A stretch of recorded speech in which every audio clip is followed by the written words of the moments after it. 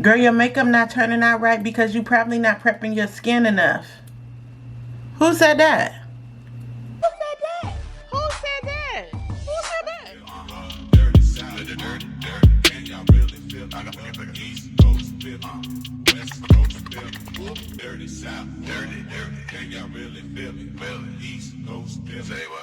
Hey beauties, welcome back to the channel. It's me, Lydia Marie. Welcome back. Today, you guys, we are going to have a little one-on-one makeup session. I get some questions sometimes, especially on my short form channels. I did everything that you said and my makeup did not turn out like this. Why? That's the question that we get asked. So we're going to go over a few tips, maybe 4 or 5 tips that I like to give to find out or figure out why your makeup may not be coming out just the way that you want it.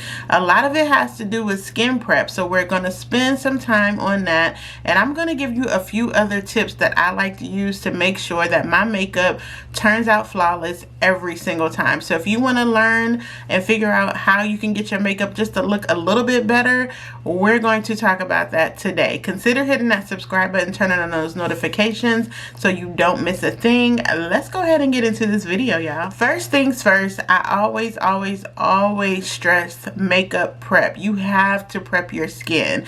You don't have to do a full-blown 15-step skincare routine before you put your makeup on, but makeup prep is key. I always like to give the analogy of painting a wall or painting a house. You're not just going to go get a bucket of paint, come home and slap that paint on the wall without making sure the wall has been prepped properly first. So you're going to take some spackle, you're going to make sure it's smooth, you're going to smooth out any cracks, you're going to fill in those cracks on the wall, and then you're going to prime it, and then you're going to apply your paint. So you want to look at your makeup prep in the same way. Your skin prep is key. First of all, you want to clean your skin, whether you're washing your face first or even using something like a micellar water. I use the one from Garnier. Taking this water, this is actually a cleanser, on a cotton ball and sweeping it all over your face, making sure you get off any excess dirt, any excess oil or anything like that. You always want to start with a clean canvas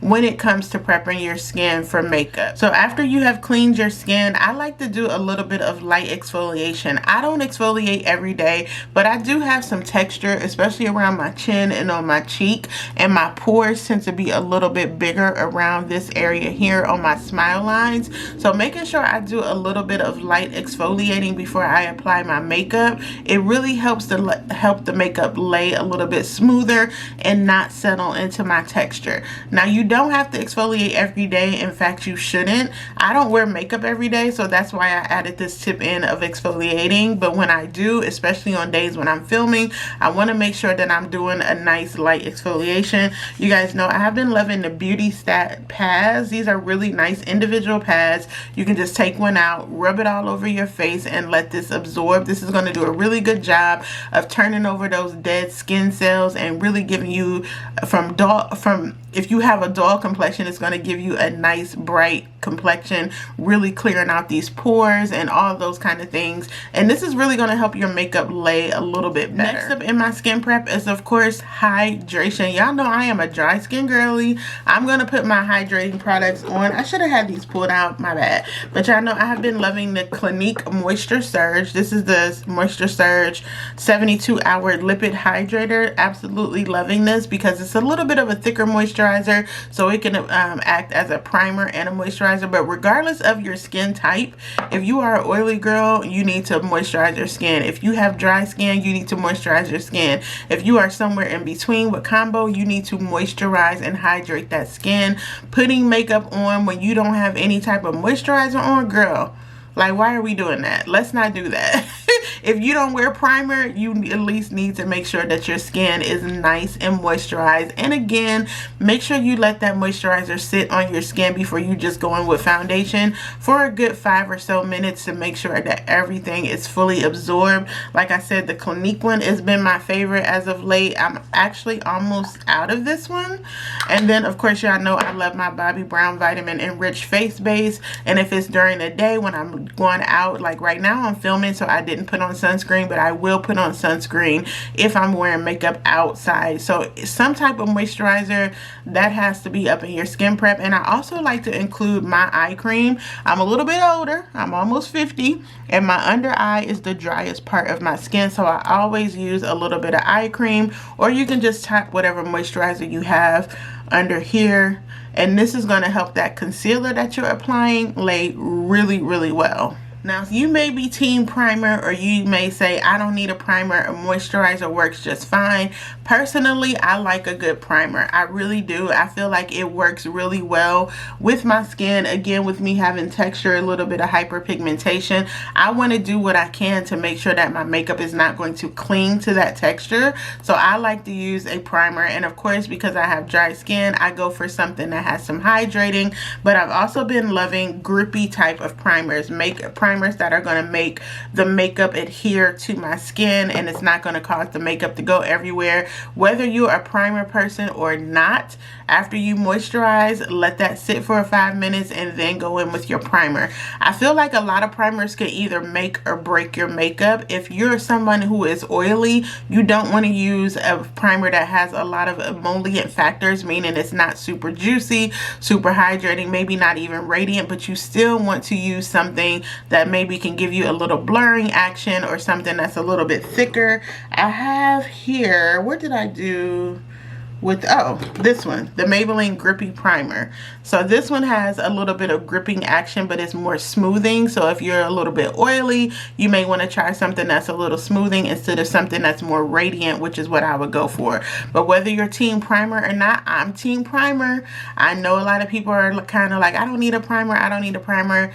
I like a primer, so I'm going to add that in as one of your skin prep. Now let's talk about your makeup tools. What are you using?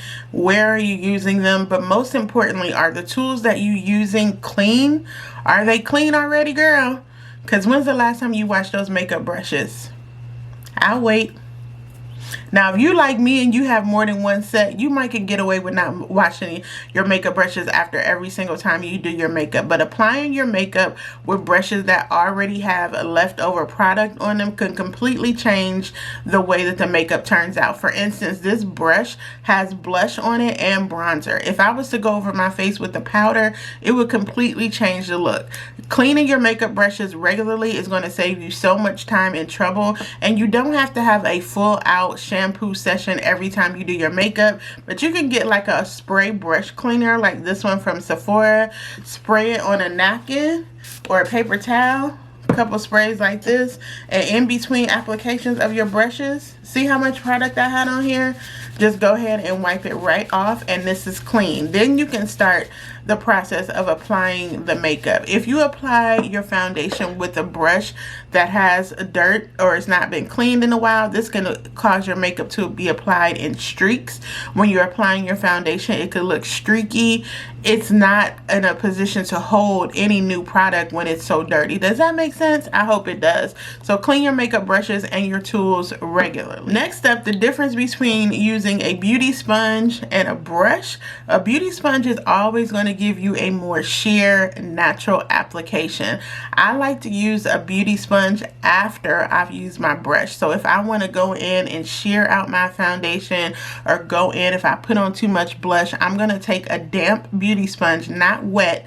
Make sure it's damp, nothing coming out of here, and I'm going to tap it, and then I'm going to tap it over the area that I want to sheer out. So this is what I use a sponge for. Some people like to use a sponge to apply makeup all over their face, and this is going to give you a more sheer, natural finish. Whereas a brush, especially a brush with denser bristles like this one, this is going to hold more product. So this is good for buffing, tapping the foundation in, and then buffing it in. So it depends on your preference. I prefer a brush. I'm a brush girl.